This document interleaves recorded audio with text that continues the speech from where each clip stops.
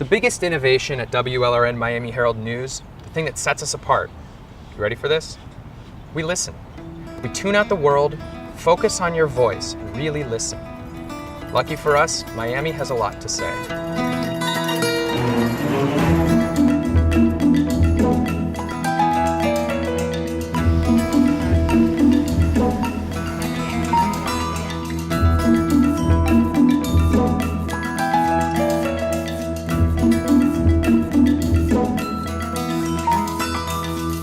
In the past, the broadcast model has been unidirectional. News came down like the voice of God. We, the broadcasters, told you, the people, what was good, what was important, what was news. But at WLRN, we're pioneering tomorrow's broadcast model. Communication flows in both directions.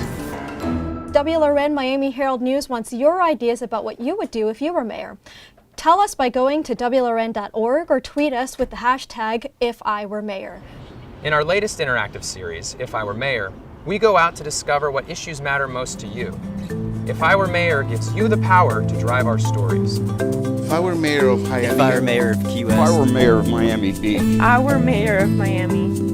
My name is Dave Dobler, and if I were mayor of the city of Miami Beach, the first thing I would do would be to institute a trash can on every corner. Every Sunday for the past 8 weeks, I've been performing a cleanup of the Collins Canal. I go about 1.5 miles to Indian Creek and 23rd, and I clean up the canals, and I document my catch.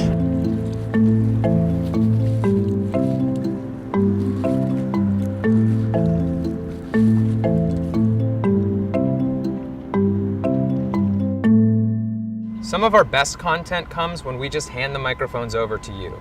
WLRN Miami Herald News starring the city of Miami. Our hometown's outspoken characters craft verses in South Florida's many accents for our public poetry project, That's So Miami. Dylan Turfs, Coral Gables. February newspaper says on-the-job cops are ignoring emergencies to drink Cortaditos and Florida sun. Today, on the way home, I passed a car accident. White sedan curved around pole, white van engine folded in. Nearby, a detective leans back and sucks a cigar. I think to myself, at least he showed up. That's so Miami. Yes, the legislature, I think, made a mistake in the bill that we passed. Before Florida's legislative session last year, the WLRN Miami Herald News Town Hall gave you access to some of the state's most powerful lawmakers. About 600 people showed up. We collected hundreds of questions. Some of those questions we turned into assignments for our reporters. This one comes from Nicole Ung of Fort Lauderdale, who's worried about the Citizens United Supreme Court decision and how that could affect. The idea is news as a shared experience. Our most ambitious and successful series are about your stories, your concerns, your questions. Remembering Andrew, an hour-long documentary that 20 years later stitches together voices, memories, first-hand, first-person accounts of Hurricane Andrew, the storm that changed South Florida's landscape forever.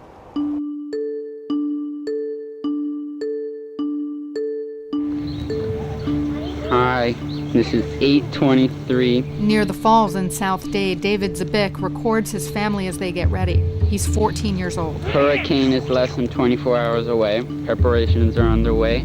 Swing set will be taken care of. Everyone's going nuts in the house. That's David's 11-year-old sister, Stacy. Show the cat! Here's the patio, emptied for the hurricane. C'est la vie. It's going. The weather got worse and worse. So you would have this electricity exploding out of the transformers. The lights would go out in your house, come back on. Blue light flashing, come back on. House lights dimming, come back on. It looks like a poltergeist. We collected over 100 stories for our radio documentary, uncovering rarely seen home footage through social media and the Public Insight Network. This wind is about 140-mile-an-hour winds we're experiencing. This is unbelievable. Our lives are seriously in danger.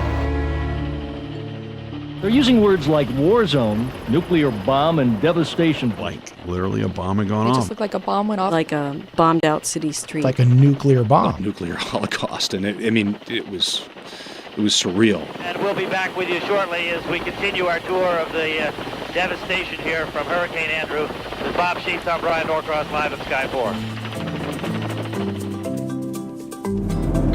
Innovation, rethinking and redrawing our role as a newsroom. WLRN embodies public radio as a public resource, news as a public service. You have something to say? You want to get it off your chest? We're here to listen.